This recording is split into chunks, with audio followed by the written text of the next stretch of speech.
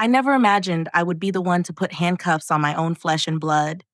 But when my brother stole mom's dementia medicine money, I called the police. And as I watched them drag him out of the house we grew up in, I didn't feel a shred of guilt. I felt the cold, hard clarity of survival. You think you know someone because you shared a bunk bed with them, because you ate at the same dinner table for 18 years. But addiction and greed have a way of hollowing a person out until nothing is left but a hunger to eat anything in its path, even a dying mother. Julian didn't just take cash. He took the only thing keeping our mother from descending into a living hell of hallucinations and seizures. And for that, there is no forgiveness. Before I take you back to the moment the steel bracelets clicked shut and the neighborhood lights started flashing blue and red, do me a favor. Smash that subscribe button and like this video. If you have ever had to be the adult in a room full of children, or if you've ever had to cut off a toxic family member to save your own sanity, you are in the right place. Let's get into the nightmare. My name is Elias, and for the last 3 years, I haven't been a son, a brother, or a young man in his 20s. I have been a caregiver, a nurse, a warden. My mother, Evelyn, was diagnosed with early onset Lewy body dementia at 58. It's a cruel disease. It doesn't just steal your memories, it steals your motor functions, your personality, and your peace. It comes with hallucinations, violent tremors, and rigid muscles that lock up until you're screaming in pain. I work as a diesel mechanic at a shop 3 miles down the road. It's greasy, back-breaking work, stripping engines and hauling truck tires, but it pays the mortgage on the small, 2-bedroom bungalow where Mom and I live. Every cent I earn, every drop of sweat, every busted knuckle goes into keeping her comfortable. We don't have insurance that covers the specialized care she needs. The state aid covers the basics, but the medication that actually works, the one that keeps the shadow people away and stops her from trying to claw her own skin off, that's out of pocket. $600 a bottle, twice a month. And then there was Julian. Julian was my older brother by 4 years. He was the golden boy, the high school quarterback, the one with the smile that could charm a snake out of a basket. But Julian had a demon. He liked the high life, but he hated the work required to get it. He drifted from city to city, scam to scam, surfacing only when he needed a crash pad or a loan that never got repaid. He showed up on our porch 3 weeks ago, looking like a stray dog that had been kicked one too many times. He had a duffel bag, a bruised cheek, and a sob story about a business deal gone wrong in Vegas. "I'm done with that life, Eli," he had said, standing in the rain, looking at me with those big, pleading eyes. "I just want to help. I know how sick Mom is. Let me be here. I can watch her while you're at work. I can cook. I can clean. I just need a chance to get back on my feet." I should have slammed the door. I should have known better. But I was tired. God, I was so tired. I was working 60 hours a week and coming home to change adult diapers and spoon-feed a woman who sometimes didn't recognize me. The idea of help, of having someone to just sit with her so I could take a nap, was too tempting to resist. "Fine," I told him, stepping aside. "But you follow my rules. No drinking, no random friends over, and you help with Mom." For the first 2 weeks, it seemed like a miracle. Julian was attentive. He sat with Mom, holding her hand when the tremor started. He cooked dinner. He even mowed the lawn. I started to relax. I started to sleep more than 4 hours a night. I thought maybe, just maybe, I had my brother back. But looking back now, I see the signs I missed. The way he would linger in the kitchen when I was paying bills. The way his eyes would track me when I went to the hallway closet. The way he asked too many questions about the cost of things. "How do you afford all this, Eli?" he asked one night over pizza. "Mechanic pay isn't that good." "I save," I said, wiping grease off my forehead. "I put away cash every week in the safe. It's the emergency fund. For the meds. If we miss a dose, she ends up in the hospital, and the hospital bills would bankrupt us." "The safe?" he asked casually. "The old wall safe behind the painting in the den?" "Yeah," I said, not thinking. "It's the only secure place." I didn't see the glint in his eye. I only saw a brother taking an interest. The disaster happened on a Friday. It was payday, and it was also refill day. The pharmacy needed the cash by 5 p.m. or they wouldn't release the weekend supply. I had $1,200 in that safe, 2 months' worth of medicine money that I had scraped together by working overtime and skipping lunch for weeks. I came home early, around 3 p.m., covered in oil and smelling of diesel. The house was quiet, too quiet. Usually, the TV was on for Mom. She liked the colors of the Nature Channel. Julian? I called out, dropping my keys in the bowl. No answer. I walked into the living room. Mom was in her recliner, but she wasn't watching TV. She was rocking back and forth, a low, keening sound coming from her throat. Her eyes were wide and fixed on the ceiling corner. Mom? I rushed to her side. Mom, it's Eli. I'm here. She flinched away from me, terrified. The man, she whispered, her voice rasping. The bad man took the box. My stomach dropped. What man, Mom? Julian? The bad man, she repeated, tears leaking from her eyes. He was loud. He broke the picture. I stood up and ran to the den. The painting of the lighthouse, the one Dad had bought before he died, was on the floor, the frame cracked. The small wall safe behind it was open, empty. The $1,200 in cash, the emergency credit card I kept for dire situations. Mom's few pieces of gold jewelry, gone. I felt the blood drain from my face. It wasn't just theft. It was a death sentence. Without that money, I couldn't get the medicine today. Without the medicine, the withdrawal symptoms from her specific cocktail of drugs would trigger a grand mal seizure within 24 hours. I pulled out my phone and dialed Julian, straight to voicemail. I dialed again. Voicemail. I ran back to the living room. Mom, did Julian leave? Did he say where he was going? She was lost in her hallucination now, swatting at invisible flies. He laughed, she mumbled. He laughed at the picture. I checked the GPS tracker on the car. I had installed one on my sedan years ago for insurance purposes, and Julian had borrowed the car to go get groceries. I opened the app. The car wasn't at the grocery store. It was parked at the Lucky 7 casino on the outskirts of town. The rage that filled me was unlike anything I had ever felt. It wasn't hot. It was ice cold. He hadn't just stolen from me. He had stolen the literal lifeline of the woman who gave birth to him. He had gambled away her sanity. I didn't call the police then. Not yet. I wanted to look him in the eye. I called an Uber because he had my car. The ride took 20 minutes, and every second felt like an hour. I spent the time texting my neighbor, Mrs. Gable, asking her to please go sit with Mom until I got back. She agreed immediately. She was a saint who knew our struggles. When I got to the casino, I didn't have to look hard. Julian wasn't a high roller in the VIP lounge. He was at the electronic roulette tables near the entrance, a drink in his hand, laughing with some woman in a tight dress. I walked up behind him. He was wearing a new leather jacket. He had a stack of chips in front of him, maybe $200 left out of the $1,200. Red 23, baby, he shouted, slapping the button. I reached out and grabbed the back of his collar, jerking him off the stool. Hey, he yelled, spinning around, his fist raised. When he saw it was me, his face went pale, then quickly morphed into a slick, guilty grin. Eli! Whoa, brother, what are you doing here? Where is it? I asked, my voice low and dangerous. People were starting to look. Where's what? He played dumb, dusting off his new jacket. The money, Julian, the medicine money, the money from the safe. He laughed, a nervous, jittery sound. Relax, man. I borrowed it. I had a feeling, a system. I was gonna double it. I was gonna bring you back $5,000. I wanted to pay for a nurse for Mom. I did it for you. I looked at the meager stack of chips. You lost it. I'm down a little, he admitted, shrugging. But I have a feeling the next spin is the one. Just loan me another 100, Eli. I can win it back. You stole from a woman who can't even remember her own name, I said, stepping closer. You took her medicine money to play roulette. She doesn't know the difference, Julian snapped, his facade cracking. She's a vegetable, Eli. Why are you throwing good money after bad? That's $600 a bottle. It's a waste. She's gone. I'm here. I'm alive. I needed a break. That was it. That was the moment the brother I knew died. She's suffering right now, I said. She's terrified because her levels are dropping. And you bought a leather jacket. I grabbed the jacket and ripped it open, checking the pockets. Empty. I spent the rest, he sneered, pushing me back.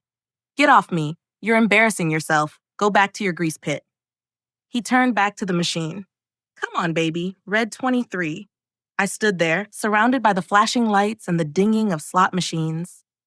I realized then that I couldn't drag him home. I couldn't beat the money out of him. It was gone. And if I didn't act, he would come back to the house tonight, break in, and steal whatever was left to chase his losses. He was a parasite.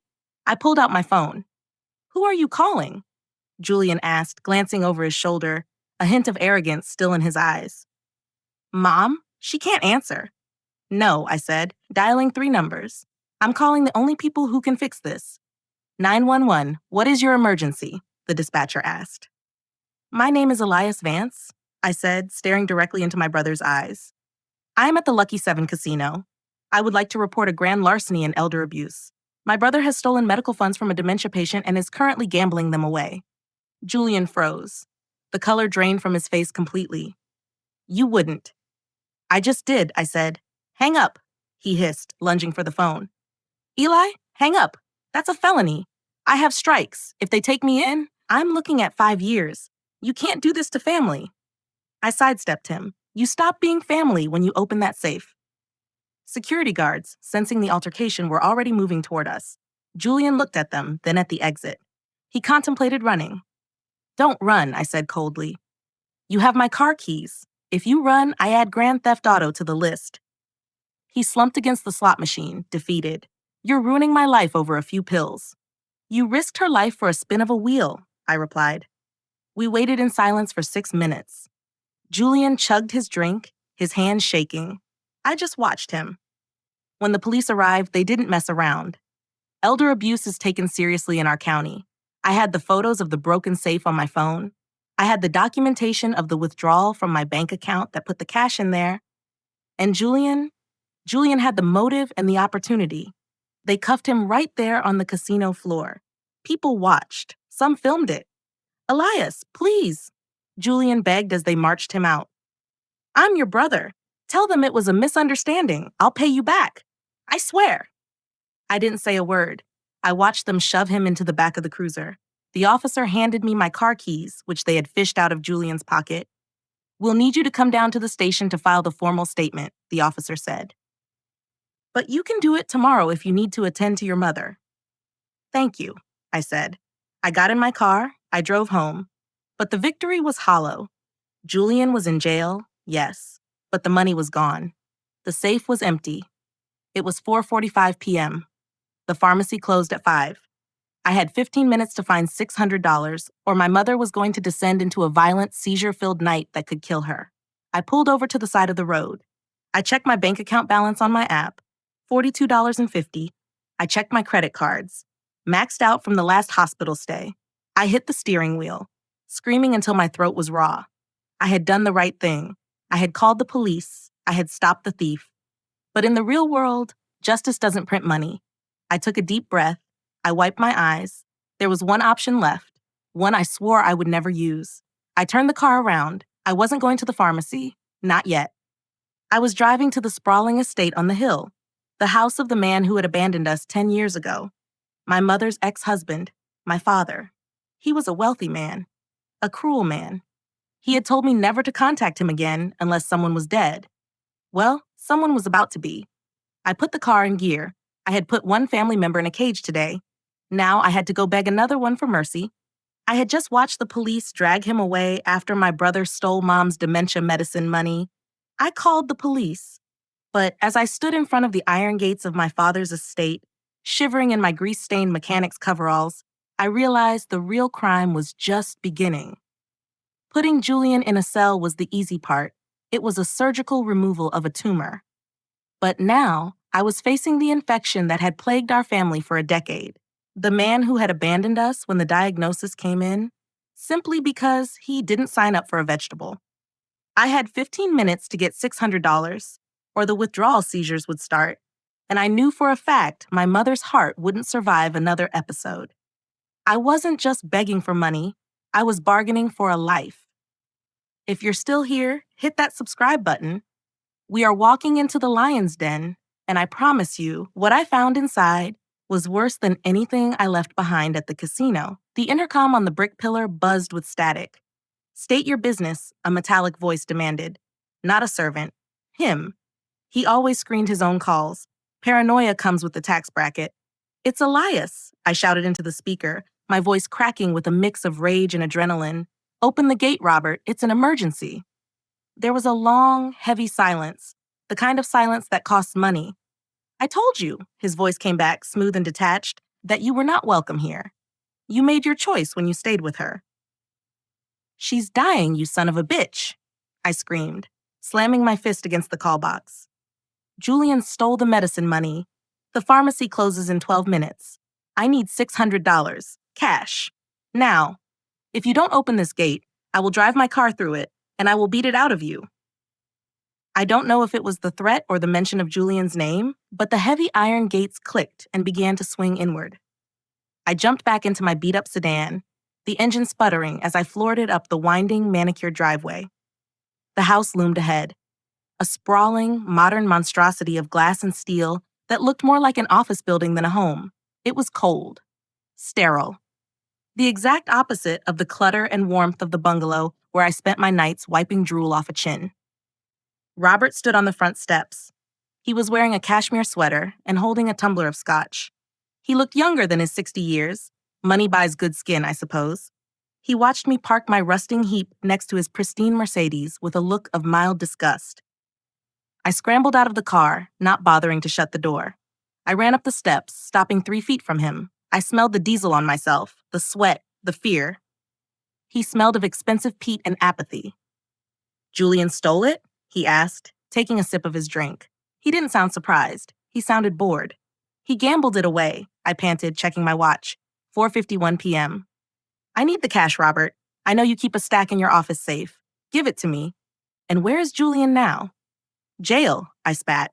I called the cops on him. Robert raised an eyebrow. A flicker of something passed over his face. Respect? No. Amusement. You put your own brother in a cage? He mused. Perhaps you have some of my blood in you after all, Elias. I am nothing like you, I snarled. You left. I stayed. Now give me the money. He didn't move. He just swirled the ice in his glass. $600. That's a lot of money for a lost cause. You know, the doctor said she wouldn't last past 60. She's 62. You're prolonging the inevitable, son. You're pouring water into a bucket with no bottom. She is a human being, I shouted, getting in his face. She is the woman who raised me while you were busy working late with your secretaries. I don't care about your philosophy. I care about the seizures. Are you going to give it to me, or do I have to take it? Robert sighed, a long, weary exhalation. He reached into his back pocket and pulled out a money clip. He peeled off $600 bills, crisp, new. He held them out. As I reached for them, he pulled his hand back. This is a transaction, he said coldly, not a charity. What do you want? I asked, my hand hovering, shaking. I want you to sign the quitclaim deed on the bungalow, he said. The house is in both our names, even though I haven't lived there in 10 years. I want to sell it. The land value has skyrocketed. I've sent the papers to you 3 times, and you tore them up. My heart stopped. That's our home. If you sell it, where do we go? A state facility? They'll kill her. That's not my concern, he said. The house is a rotting asset I want to liquidate. You sign the paper tomorrow morning, and you get this money today. It was extortion. Pure and simple. He was holding my mother's life hostage for a piece of real estate. I looked at the bills. I looked at his smug, unlined face. I'll sign, I lied. I would have promised him the moon right then. Give me the money.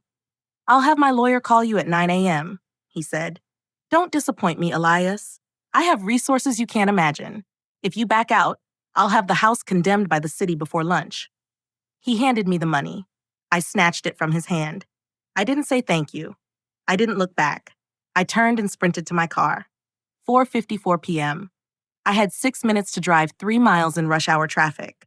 I drove like a maniac. I hopped the curb to get around a turning bus. I ran 2 red lights, honking my horn and praying I didn't get T-boned. My heart was hammering a frantic rhythm against my ribs, a drumbeat of please, please, please. I pulled into the strip mall parking lot at 4:59 p.m. I didn't park.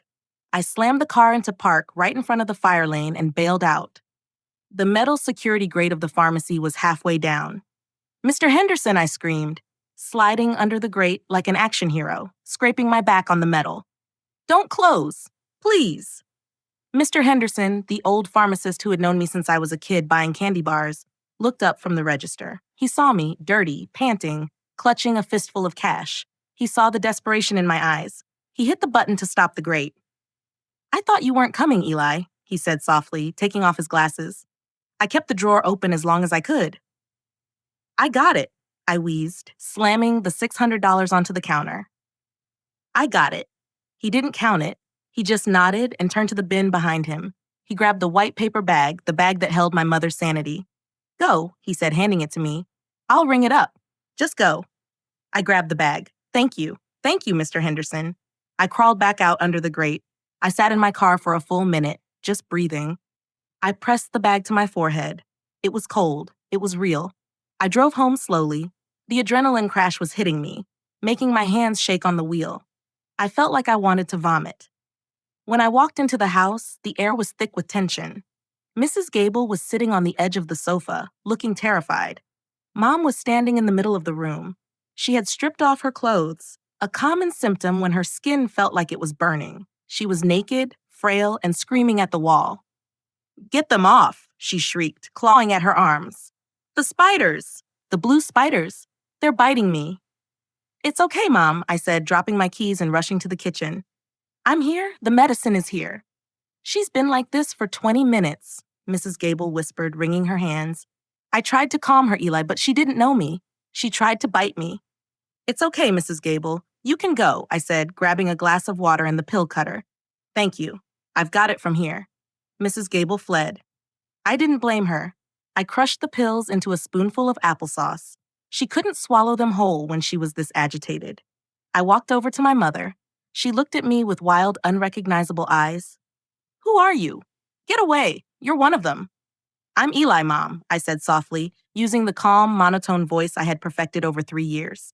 I'm the good one. I'm here to kill the spiders. Kill them? She whimpered, shivering. Yes, open up. This is the poison for the spiders.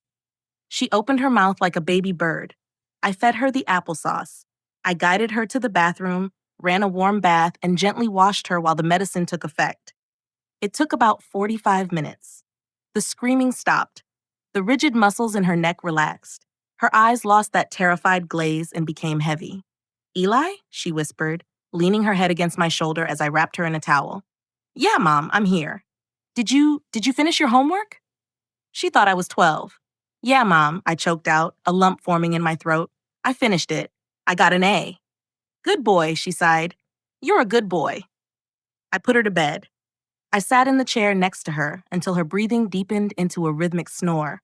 I walked out into the living room and collapsed onto the couch, still in my dirty work clothes. I stared at the ceiling. The silence of the house was heavy. I had survived the day. But at what cost? Julian was in jail. I had promised to sell our house to a monster. And I had $12 left to my name. My phone rang. I looked at the screen. Unknown caller. I knew who it was. The county jail. I accepted the call. This is a collect call from an inmate at the County Correctional Facility. The automated voice droned. Press 1 to accept. I pressed 1. You happy now? Julian's voice came through, tinny and echoing. He sounded angry, but there was an edge of panic underneath. You stole from Mom, I said, my voice flat. You almost killed her tonight. Don't ask me if I'm happy. You don't get it, Eli, Julian hissed.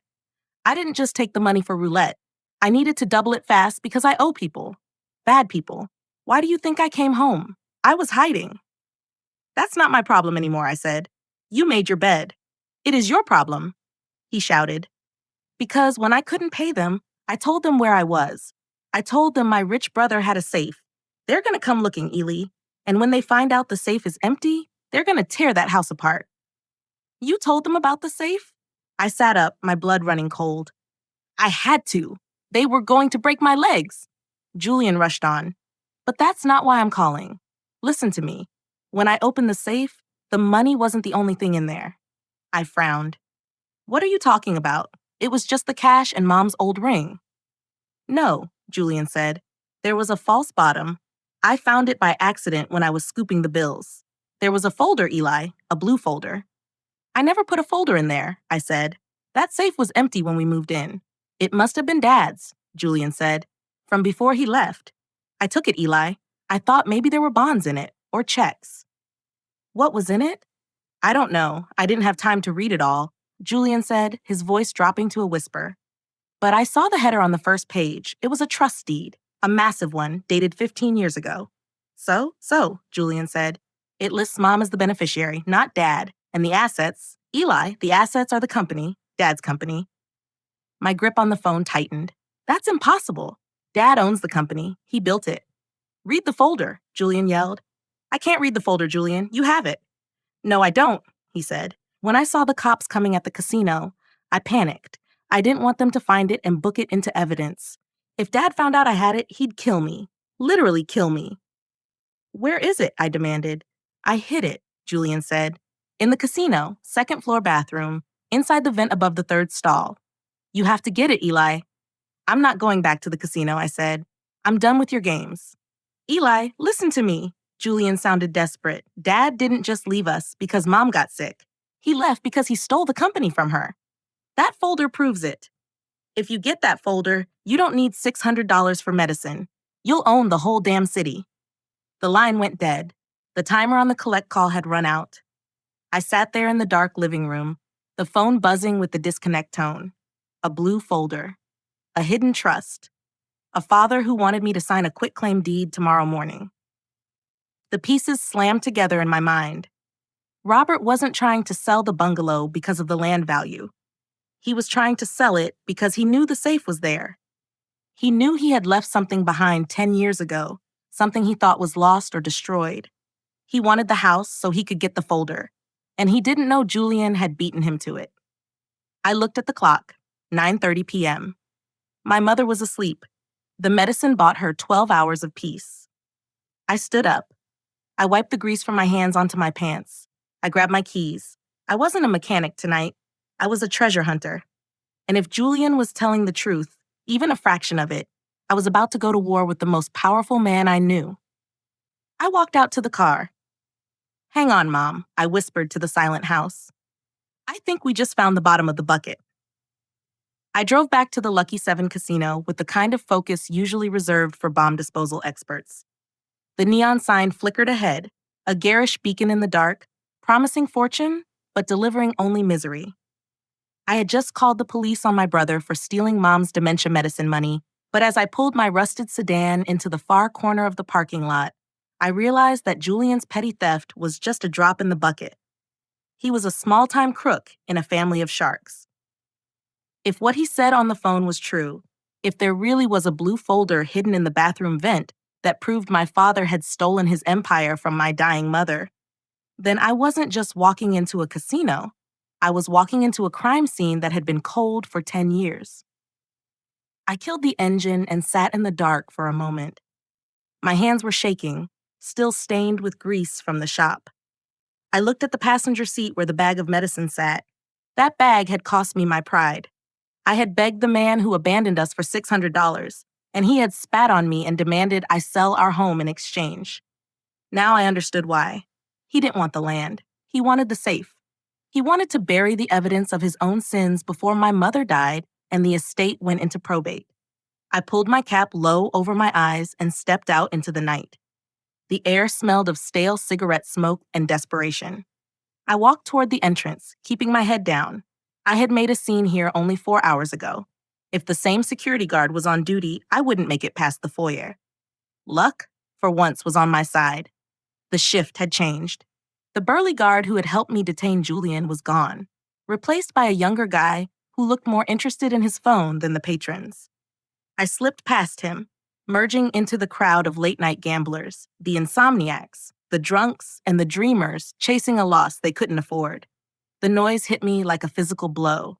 The cacophony of ringing bells, digital chirps, and the low hum of conversation. I navigated the maze of slot machines, my eyes fixed on the sign for the restrooms near the high-limit slots. Second floor. Julian had said, I found the stairs and took them 2 at a time. The second floor was quieter, plush carpeting muffling my work boots. The bathroom was down a long corridor lined with fake gold sconces. I pushed the door open. It was empty. Thank God. I locked the main door behind me. I didn't care if someone banged on it. I needed privacy. I went to the third stall. It was handicap accessible, spacious. I looked up.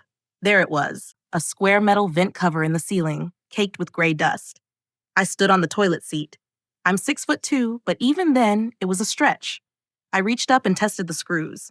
They were standard Phillips heads, painted over a dozen times. Julian, with his soft hands and lack of patience, must have pried it open with a key or a knife. I could see the scratches on the paint. I didn't have a screwdriver, but I was a mechanic. I reached into my pocket and pulled out a small, flat washer I kept on my keychain, a trick of the trade. I jammed it into the slot of the screw and twisted. It groaned, paint cracking, but it turned. One screw, two. My arms were burning. Sweat dripped into my eyes. I kept glancing at the main door, waiting for the handle to jiggle. I got the second screw out and swiveled the grate to the side. I reached into the dark, dusty void of the ventilation shaft. My fingers brushed against something cool and smooth. Not metal, plastic. I grabbed it and pulled. A blue plastic document folder tumbled out, covered in a thick layer of dust balls. I jumped down from the toilet, clutching it to my chest like it was the Holy Grail. I sat on the closed lid and wiped the dust away with my sleeve. It wasn't thick, maybe 20 pages. I opened it. The first page was a legal document on heavy bonded paper. Declaration of Trust, the Evelyn Vance Family Trust, dated 15 years ago. I flipped to the second page. Asset Schedule A. My eyes scanned the list and my breath hitched in my throat. 1. Vance Heavy Industries, formerly Evelyn Mining Logistics, 51% controlling interest. 2. The patent for the Vance 4 hydraulic lift system. 3. Real Estate Holdings, 1400 Skyline Drive, the estate. I felt like the floor had dropped out from under me. My father, Robert Vance, didn't start the company. Mom did, or rather her father did. My grandfather was a miner who had invented a specific lift system. When he died, he left everything to Evelyn. I flipped to the operating agreement. Trustee, Robert Vance. Beneficiary, Evelyn Vance. Clause 4A. Upon the incapacity or death of the beneficiary, control of the trust assets shall pass to the legal guardian or next of kin, provided they are not the trustee. I read it again. Provided they are not the trustee. That was the kicker. If Mom was incapacitated, which she was, Robert couldn't take full ownership. The control was supposed to pass to a third party or her children to manage for her. But Robert had declared her incompetent 10 years ago. And what? I flipped to the back. There was a letter, handwritten, in my father's distinct, sharp script. It wasn't addressed to anyone. It looked like a note to self, or maybe instructions to a lawyer he never sent. Problem: the trust is irrevocable. If I divorce her, I lose the company. 51% goes with her. Solution: maintain the marriage on paper. Declare medical incompetency. Keep the trust document hidden. As long as the original deed is missing, the copies at the firm, which list me as 50-50 partner, will stand as the operating reality. Hide the blue folder in the wall safe. Do not destroy, too risky if audited. Just bury it. He had stolen her life. He hadn't just left because she was sick. He had left because she was the owner. He kept her in that rotting bungalow, living on state aid, while he lived in the mansion that she technically owned, spending the profits of her company. And he wanted me to sign the quitclaim deed on the bungalow tomorrow morning. Because he knew the safe was there. He knew the folder was inside. He wanted to buy the house, bulldoze it, and retrieve the one thing that could send him to prison for fraud. My hands shook so hard the papers rattled. The rage I felt earlier at Julian was a candle flame compared to the inferno burning in my chest now. Julian was a junkie who stole a few $100. Robert was a monster who had stolen millions and condemned his wife to a slow, underfunded death. Bang! The main door of the bathroom shook. Someone was kicking it. Security! Open up! I froze. They must have seen me enter on the cameras and stay too long. I couldn't get caught with this folder. If they found it, they would hand it over to the lost and found, and eventually, Robert's connections would get wind of it. Or worse, if Robert had people looking for Julian, they might be looking for me. Open the door, or we're breaking it down. I looked around the stall. There was no window, no exit. I looked at the vent. It was too small for me to fit through. I shoved the folder inside my coveralls, zipping it tight against my chest. I flushed the toilet, noise cover, and unlocked the stall. I walked to the sinks and turned on the water, splashing my face, trying to look like a guy who was just washing up, not a guy who had just uncovered a corporate conspiracy. The main door burst open. 2 guards rushed in. What's the idea locking the door? The lead guard barked, hand on his taser. Stomach issues, I lied, grabbing a paper towel. Didn't want anyone walking in on a crime scene, if you know what I mean. The guard wrinkled his nose. He looked at my greasy coveralls. He looked at my face. Wait, he said, squinting. You're the guy. The one who started the fight downstairs earlier. We banned you. You banned my brother, I corrected, moving toward the door. I was the one who called the cops, remember? We banned the whole party, he said, stepping in front of me. You're trespassing. We're going to have to hold you until the police come back. I couldn't go to jail. Not tonight. Robert's lawyer was calling at 9 a.m. I needed to be free. Look, man, I said, holding up my hands. My mom is sick. I just came back to check if I dropped my wallet. I'm leaving. Right now. You're going to the holding room, the guard said, reaching for my arm. I didn't think. I reacted. Years of wrenching lug nuts had given me a grip strength that surprised people. I grabbed his wrist, twisted it down, and shoved him back into the other guard. They stumbled, tangling in a mess of limbs. I bolted. I hit the hallway running. Hey, stop! I didn't stop. I sprinted down the plush corridor, past the confused patrons, and hit the stairs. I took them 3 at a time, sliding down the banister for the last flight. I burst into the main casino floor. Security to the main floor? Runner! The radio crackled. I saw the exit doors ahead, 50 yards.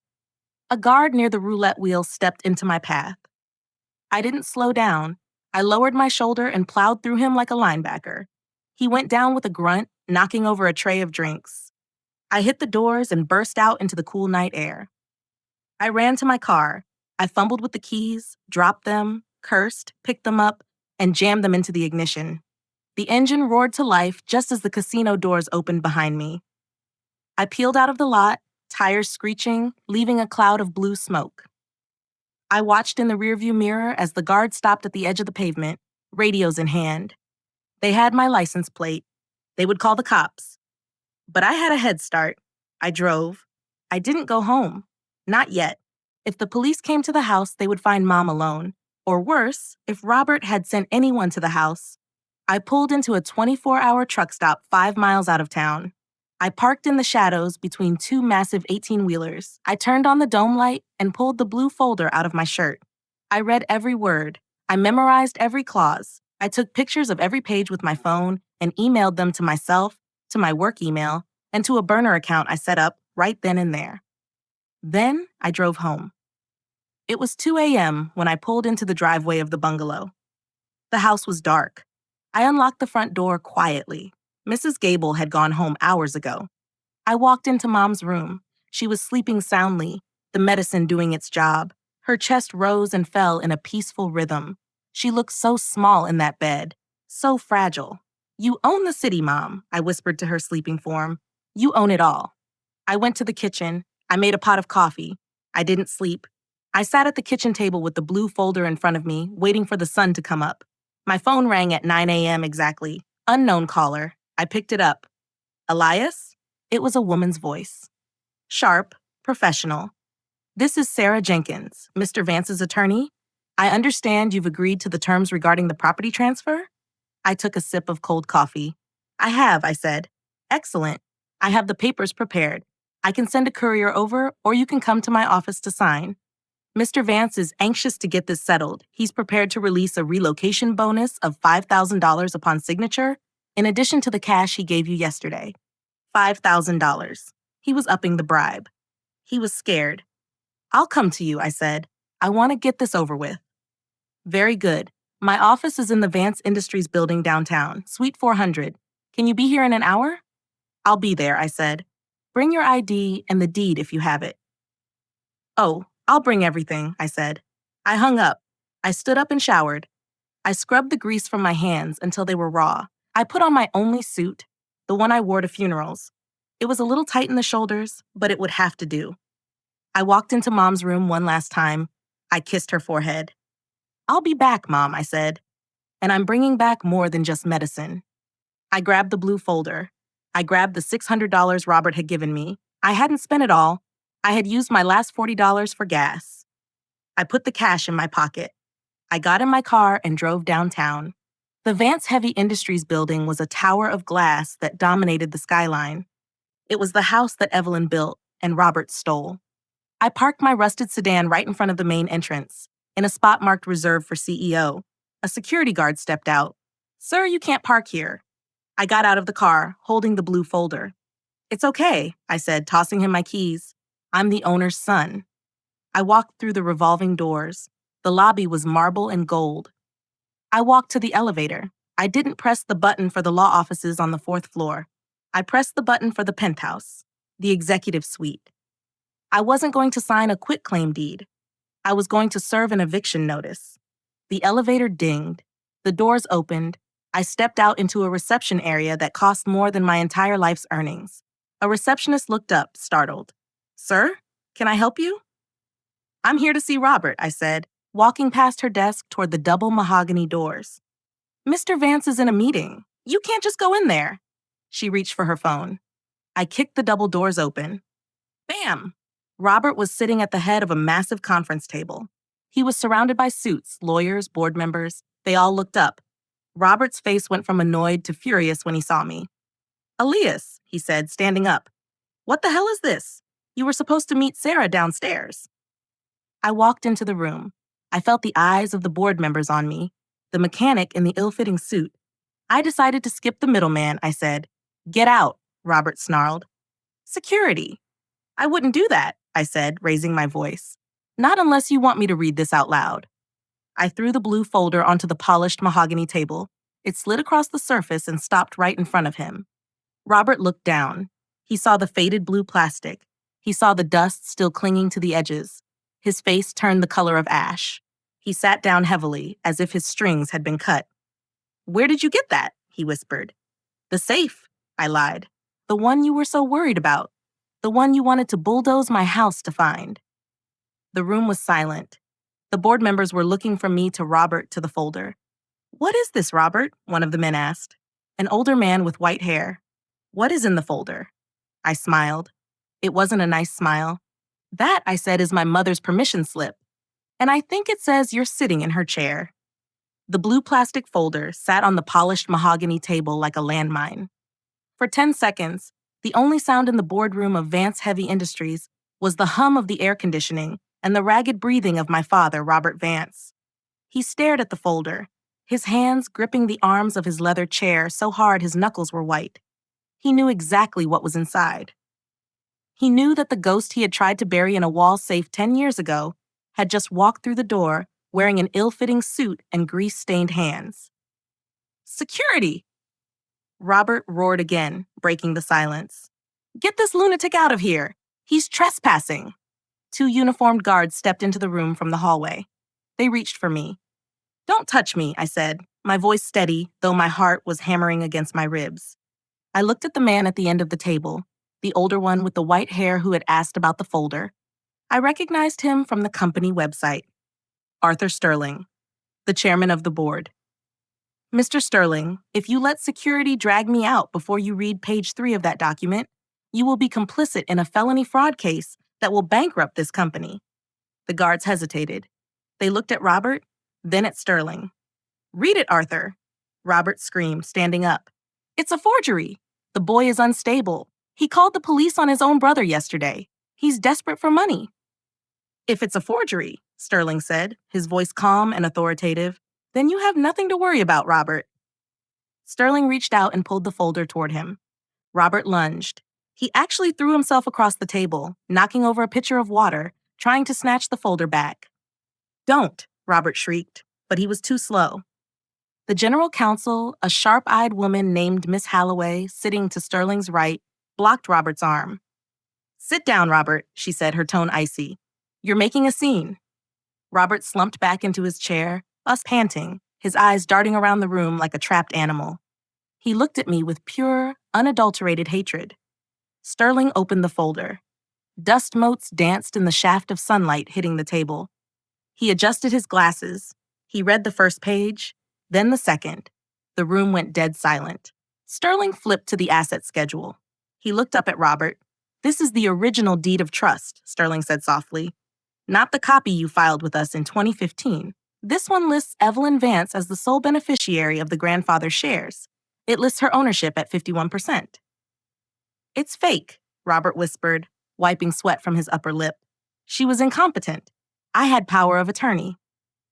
I'm reading the competency clause right now, Miss Holloway cut in, leaning over Sterling's shoulder. Clause 4A. In the event of medical incapacity, the voting rights shall transfer to a court-appointed fiduciary, explicitly excluding the current spouse if divorce proceedings are active or if separation has occurred for more than 6 months. She looked up, her eyes wide. You've been separated for 10 years, Robert. You didn't have the voting rights. You never did. I signed the contracts. Robert sputtered.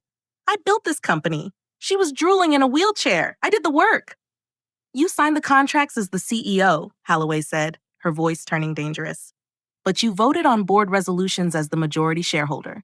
If this document is real, every vote you cast for the last decade is void. Every dividend you paid yourself is theft. You've been embezzling the majority share of the profits. It's not theft if I'm her husband, Robert yelled. It is when you hide the trust that protects her assets from you, I shouted, stepping forward. You left us to rot, Robert.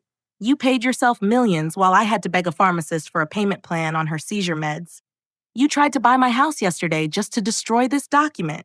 Sterling looked at me. Is that true? He tried to buy the bungalow? He offered me $600 and a threat, I said. He told me he'd condemn the house if I didn't sign the quitclaim. He knew the safe was behind the painting. He just didn't know my brother Julian had already cracked it. Sterling closed the folder. He took off his glasses and placed them on the table. He looked at Robert Vance, the man who had acted like a king for a decade. Robert, Sterling said quietly, you're fired. You can't fire me. Robert stood up, knocking his chair over. I am the company. You are a liability, Sterling said, and as of this moment, you are suspended pending a forensic audit. Miss Holloway, call the SEC and call the district attorney. No, Robert screamed. You can't do this to me. Security, Sterling said, nodding to the guards who were still standing by the door. Escort Mr. Vance from the building. Take his pass. Take his phone. The guards moved. This time, they didn't hesitate. They grabbed Robert by the arms. Get off me, Robert thrashed, kicking at the table. Elias, you ungrateful little parasite. I gave you life. I'll kill you. I'll burn this whole place down. I watched as they dragged him out. He looked small. He looked pathetic. The cashmere sweater and the expensive tan didn't matter anymore. He was just a thief who got caught. When the doors closed, the silence in the room was heavy. Sterling turned to me.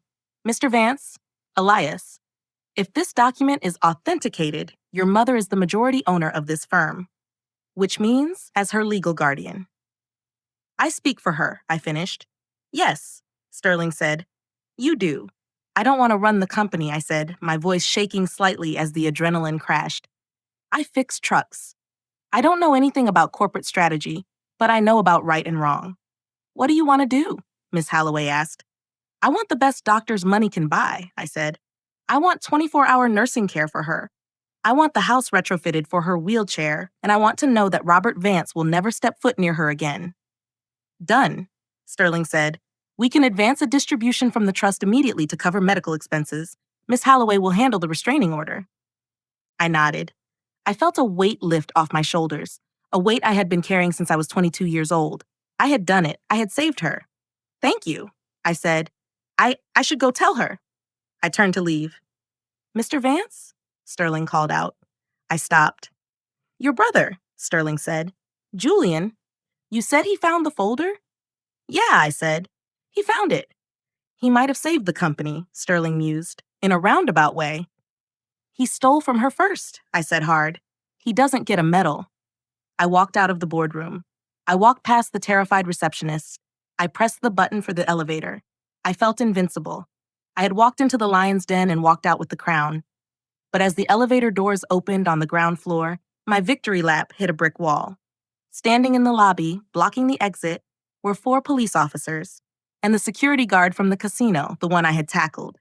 That's him, the guard shouted, pointing a bandaged finger at me. That's the guy who assaulted me. The officers stepped forward, hands on their holsters. Elias Vance? The lead officer asked. Yes, I said, putting my hands up. We have a warrant for your arrest for assault and battery, trespassing, and fleeing the scene of a crime. I looked at them. I looked at the glass doors leading to the street, to my car, to my mom. I could try to explain. I could tell them I was saving my inheritance. I could tell them I just took down a corporate tyrant. But I knew how this worked. The law doesn't care about the why when you tackle a guard and run. Turn around, the officer ordered. I turned around. I felt the cold steel of the handcuffs click onto my wrists, the same sound I had heard when they took Julian away yesterday. The irony wasn't lost on me. I had put my brother in jail to save my mother. Now I was going to jail to save her legacy. I need to make a call, I said as they marched me out. I need to call my lawyer. You can call from the station, the officer said, shoving me into the back of the cruiser. As we drove away, I looked back at the Vance Heavy Industries tower. I saw Robert standing on the sidewalk, holding a box of his things, watching me get arrested. He smiled, a cruel, vindictive smile. He thought he had won. He thought that with me in jail, he could maneuver back in. But he didn't know I had already emailed the photos of the trust deed to every news outlet in the city from the truck stop last night. I sat back against the hard plastic seat. Let him smile, I thought. He's reading yesterday's news. I just wrote the headline for tomorrow. But then, a terrible thought hit me. I was going to jail. Julian was in jail. Who was watching Mom? Officer, I yelled, leaning forward. Please, my mother is alone. She has dementia. You have to send someone to the house. 1400 Skyline Drive. We'll call social services, the officer said dismissively. Sit back. Social services. The system. The nightmare I had fought for 3 years to keep her out of. I kicked the partition. No, call Mrs. Gable. My neighbor, please, just call her. Quiet back there. I slumped against the window, tears burning my eyes. I had won the money. I had won the war. But I had left the castle unguarded. And somewhere in the city, Julian was sitting in a cell, waiting for his arraignment, probably wondering why I hadn't bailed him out yet. We were a broken, messy, criminal family. And now, we were all locked up. Except for Mom, alone in the dark bungalow, with the blue spiders. I prayed the medicine held. I prayed Mrs. Gable saw the police car leave. And I prayed that Robert Vance didn't have a spare key. The holding cell at the 4th Precinct smelled of ammonia, unwashed bodies, and despair. I sat on a steel bench bolted to the floor, my wrists still aching from the handcuffs, staring at the graffiti scratched into the cinder block wall. I had just orchestrated the hostile takeover of a multi-million-dollar corporation and exposed my father as a fraud. But none of that mattered. In the eyes of the law, I was just a violent thug who had tackled a security guard. And worse, in the silence of my own mind, I was a son who had left his dementia-ridden mother alone in a house with a broken lock while the wolf was prowling outside. It had been 3 hours since they brought me in. 3 hours of silence. I had used my one phone call to try Mrs. Gable, my neighbor. It went to voicemail. I paced the cell like a caged tiger. What if Robert went to the house? What if social services took her? What if she woke up and the spiders came back? The heavy steel door at the end of the corridor buzzed and clanked open. A guard stepped in. Vance, he grunted. You made bail. I blinked. Bail? I don't have money for bail. I have $12. Lawyer paid it, the guard said, unlocking the cell door. Fancy suit, waiting in the lobby. I grabbed my jacket, my grease-stained mechanic's jacket, and followed him. Standing in the processing area wasn't a public defender. It was Miss Halloway, the general counsel of Vance Heavy Industries. She looked out of place under the buzzing fluorescent lights, holding a briefcase like a shield. Next to her stood Arthur Sterling, the chairman of the board. Mr. Sterling, I asked, rubbing my wrists, what are you doing here? We couldn't leave the guardian of our majority shareholder in a cage, Elias, Sterling said, his voice brisk. We posted your bail, and we've already spoken to the casino. They've agreed to drop the criminal charges in exchange for a civil settlement regarding the accidental injury to their guard. The company will cover it. You bought them off, I said. We expedited justice, Halloway corrected. We need you, Elias. Robert is making moves. We received a notification that he's trying to access the company accounts remotely. We locked him out, but he's desperate. I don't care about the accounts, I said, pushing past them toward the exit. My mother is alone. I have to get home. We have a car, Sterling said. We'll drive you. We walked out into the blinding afternoon sun. A black town car was waiting. Wait, I said, stopping on the sidewalk. My brother, Julian, he's in here too. Grand larceny. Sterling frowned. The one who stole the money? He's also the one who found the folder, I said. He's an idiot and he's an addict, but he's family. And if I leave him in there, Robert will get to him. Robert will use him. Sterling sighed. He pulled out a checkbook. How much is his bail? 5,000, I guessed. Get him, Sterling told Holloway. We'll wait in the car.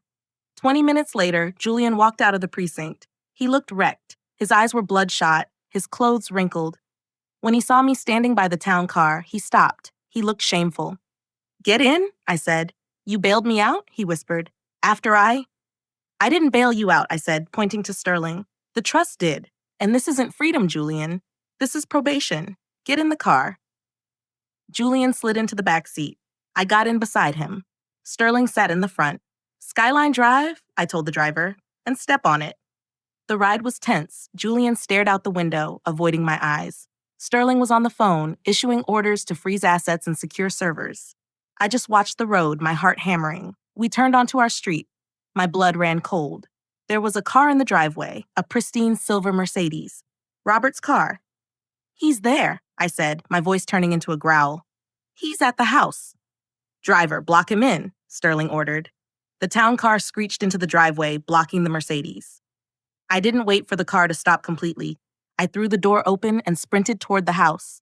The front door, the one with the lock I had meant to fix, was wide open. Mom, I screamed, bursting into the living room. The sight that greeted me stopped me dead in my tracks. My mother was sitting in her recliner, looking confused but unharmed. Standing over her, holding a pen and a clipboard, was Robert. He was sweating, his hair disheveled. He looked manic. Sign it, Evelyn, he was shouting at her. Just make your mark, right here.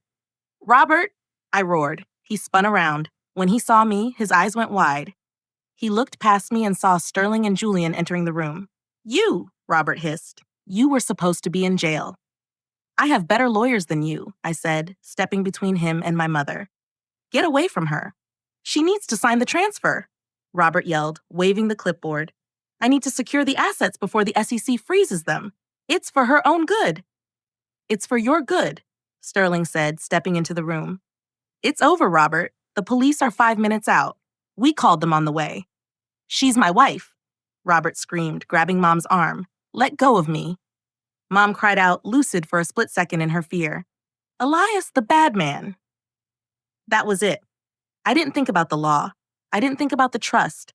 I thought about the 3 years of changing diapers, the nights spent sleeping on the floor, the hunger, the fear, the exhaustion. I lunged. I hit Robert with the force of a freight train. We crashed into the coffee table, shattering it. He was older, but he was desperate. He clawed at my face, screaming obscenities. But I was a mechanic. My hands were strong. I pinned him to the floor. I raised my fist. Elias, don't, Julian yelled, grabbing my arm. He's not worth it. Don't go back to jail for him. I froze, my fist hovering inches from my father's face. Robert was panting, staring up at me with terror. You stole 10 years, I whispered, my voice trembling with rage. You stole her life. I built the empire. Robert spat, blood on his teeth. You built a house of cards, I said, and I just blew it down. I stood up, dragging him up by his collar. I shoved him toward Sterling. Hold him, I said. I turned to Mom. She was shaking, tears streaming down her face. It's okay, Mom, I said, kneeling beside her and taking her hands that were now worth billions. The bad man is going away. He's never coming back. She looked at me, her eyes clearing. She reached out and touched the bruise on my cheek where Robert had hit me. Elias, she whispered. Did you finish your homework? I smiled through my tears. Yeah, Mom, I aced it. The police arrived moments later. This time, they weren't coming for me. They were coming for Robert Vance. They led him out in cuffs, ranting about conspiracies and ungrateful children. As they put him in the car, I stood on the porch, my arm around Julian. He's gone, Julian said quietly. Really gone. Yeah, I said. I looked at my brother. He looked broken. The addiction, the guilt, the fear, it was all weighing on him. So, I said, what do we do with you? Julian looked down at his shoes.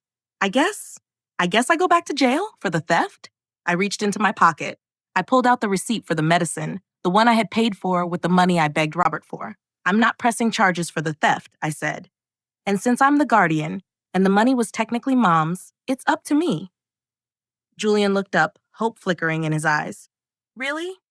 But there's a condition, I said. You're an addict, Julian. You stole from your dying mother. I can't trust you. Not yet. I'll do anything, he said. I'll work. I'll pay it back. You're going to rehab, I said. The best one money can buy. Sterling knows a place in Switzerland. You go there. You get clean. You stay clean for a year. If you leave early, if you relapse, I call the DA and reinstate the charges. Deal? Julian looked at the house. He looked at Mom through the window. He looked at me. Deal, he whispered. Thank you, Eli. 6 months later, I adjusted my tie in the mirror. It was a silk tie, not polyester. And the suit was tailored, not off the rack. I still felt a little like an imposter in the boardroom, but I was getting used to it. Mr. Vance? Mr. Holloway knocked on my office door. The board meeting starts in 5 minutes. We're voting on the expansion of the medical tech division. I'm ready, I said. I walked out of the office, Robert's old office, though I had replaced the mahogany furniture with lighter, modern oak. I stopped by the window and looked out at the city. Life had changed. We didn't sell the bungalow. I couldn't part with it. Instead, I had it fully renovated. It was now a state-of-the-art care facility for one patient, Evelyn Vance. She had 2 full-time nurses now. The best specialists in the country visited her weekly. The new medication regimen, one that wasn't generic, had reduced her seizures to almost 0. She was happy. She spent her days in the garden, which had been replanted with her favorite hydrangeas. And Julian? He was 4 months sober. He sent letters from Zurich. He was learning to paint. He sounded lighter. I walked into the boardroom. The members stood up as I entered. Good morning, everyone, I said, taking the seat at the head of the table. Let's get to work. We spent 2 hours discussing quarterly earnings and logistics. I listened. I learned. I wasn't an MBA, but I had common sense and I had a moral compass, something this company had lacked for a long time. As the meeting wrapped up, Sterling leaned over. There's one more item, Elias, he said. A personal matter. A letter came for you, from the prison. I took the envelope. I knew the handwriting. Sharp, angular, Robert. I didn't open it. Burn it, I said, handing it back to Sterling. You don't want to read it?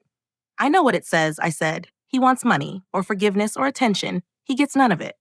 I stood up. I have to go. I have a lunch date. I left the building and got into my car. Not the rusted sedan, I had donated that to a mechanics school. I drove a sturdy, reliable truck now. I drove to the bungalow. Mom was on the back porch, wrapped in a blanket, watching the birds. Her nurse, a kind woman named Sarah, smiled as I approached. She's having a good day, Sarah said. I sat down next to Mom. I took her hand. It was soft, no longer callous from wringing in anxiety. Hi, Mom, I said. She turned to me. Her eyes were cloudy, but there was a spark of recognition. Eli, she said. Yeah, Mom. Did you? She paused, struggling for the words. Did you fix the car? I laughed. She remembered I was a mechanic. That was enough. Yeah, Mom, I said. I fixed the car. I fixed everything. My phone buzzed in my pocket. It was an alert from the Vance Foundation, the nonprofit I had started with the first dividend check. Alert. New case. 78-year-old woman in Southside. Grandson stealing Social Security checks. Eviction imminent. I looked at the message. I looked at my mother, safe and warm in the sun. I had saved my world. But there were a lot of other worlds out there burning down. I stood up and kissed her cheek. I have to go to work, Mom, I said. I'll be back for dinner. Be careful, she whispered. Always. I walked back to the truck. I loosened my tie. I opened the glove box and pulled out my old mechanic's cap. I wasn't just a CEO. I wasn't just a son. I was a fixer. I punched the address into the GPS. Hang on, Grandma, I said to the empty cab as I pulled out of the driveway. The cavalry is coming. The engine roared. The road stretched out ahead. And for the first time in my life, I wasn't running away from a disaster. I was driving toward one, ready to tear it apart with my bare hands.